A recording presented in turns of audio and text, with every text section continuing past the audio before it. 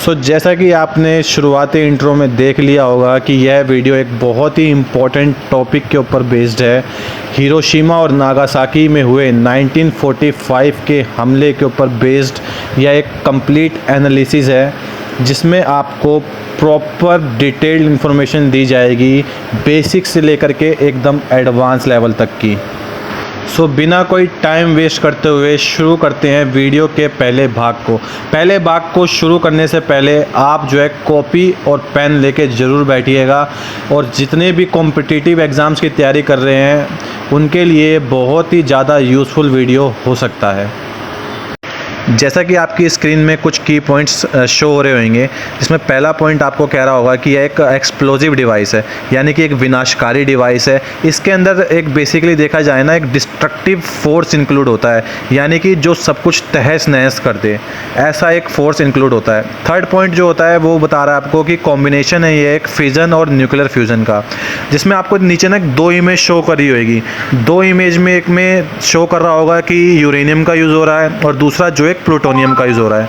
Plutonium और uranium एक तरह से देखा जाए तो एक एक्सट्रीम लेवल की एनर्जी प्रोवाइड करते हैं।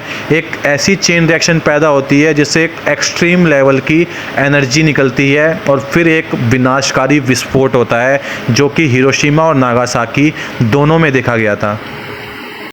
सेकेंड इमेज में आपको तीन तरह के टाइप्स शो हो रहे होंगे, जिसमें पहला आपका सबमरीन बेस्ड है, सेकंड आपका जो है फैट मैन है, जो कि जिसका यूज़ जो था वो नागासाकी में हुआ था। फैट मैन का यूज़ जो हुआ था, जिसको एक निकनेम दिया गया था फैट मैन, ये बहुत ही विनाशकारी होता साबित हुआ था नागासाकी के लिए। थर्ड एक विमान है, आपको दिख रहा होगा F-35, जिसने ड्रॉप किया था, यानी छोड़ा था B-61 नाम का न्यूक्लियर बॉम्ब एक टेस्टिंग के दौरान। थर्ड आपकी स्क्रीन में कुछ इफ़ेक्ट्स दिए गए हैं न्यूक्लियर वेपन्स के।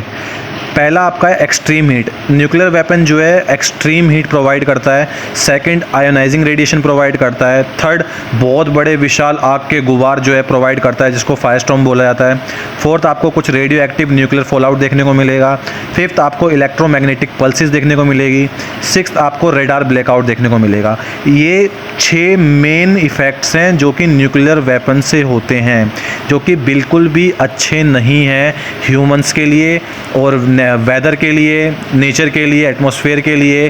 तभी इस पे जो है कि संधियां जो है कि बनाई गई थी कि अगर ऐसे ही कुछ और हथियारों का जो कि टेस्ट किया गया था हिरोशिमा और नागासाकी में, अगर ऐसे ही कुछ और भी होंगे ना, तो ये जो है मानव जाति के लिए एकदम मतलब कि ख़राब साबित होंगे। इसलिए जो है इसको जो है कि बैन करने में ही अच्छा समझा गया था। फोर्थ जो कि सबसे एक इम्पॉर्टेंट इमेज है, जिसमें आपको शो कर रहा होगा फर्स्ट न्यूक्लियर वेपन। यह पेपर में पूछे जाने वाला क्वेश्चंस भी है कॉम्पिटिटिव एग्जाम्स में। इसमें क्वेश्चन ऐसे आ सकता है कि first nuclear weapon developed by which country, तो आप बोलोगे US, United states.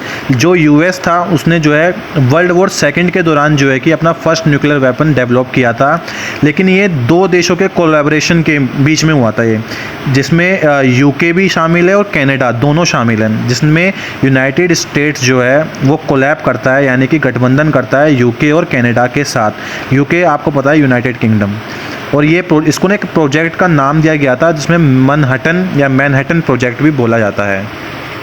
Fifth image में हिरोशिमा और नागासाकी का जिक्र करने से पहले सबसे पहले आपको ये पता होना चाहिए कि USAAF है क्या। USAAF की फुल फॉर्म है United states army air forces, जो कि एक मेन रीज़न है हिरोशिमा और नागासाकी के मेन हमले का। इसके अलावा इस इमेज में शो कर रहा है कि हिरोशिमा पे जो हमला हुआ था वो कब हुआ था। हिरोशिमा में हमला हुआ था 6 अगस्त 1945 को, और जिस बॉम्ब से हमला हुआ था उसका एक निकनेम रखा गया था लिटिल बॉय।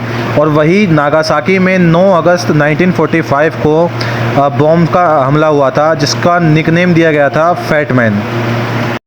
और सबसे आखिरी पॉइंट जो कि एक सबसे इम्पोर्टेंट की पॉइंट है कि South Africa is the only country to have independently developed another renounced and dismantled its nuclear weapon.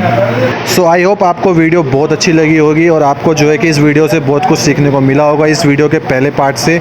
तो आई होप आप जो है कि चैनल को लाइक, सब्सक्राइब और शेयर करना मत भूलना, और बेल आइकन को दबाना मत भूलना।